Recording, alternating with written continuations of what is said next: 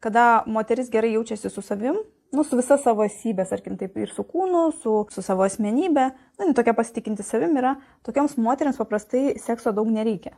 Jom tai nėra svarbu. Kai jos myli save, pasitikė savim, jom tai nėra svarbu. Tos, kurios nepasitikė savim, tai joms yra labai svarbu. Ir jos lipa ant tų vyrų ir kankina tos savo vyrus, nes jom tai yra meilės išraiška. Tai čia apie tokius kraštutinumus pasakiau. Ir kai šeimoje žmonės pradeda gyventi, pradeda viskas skirtis.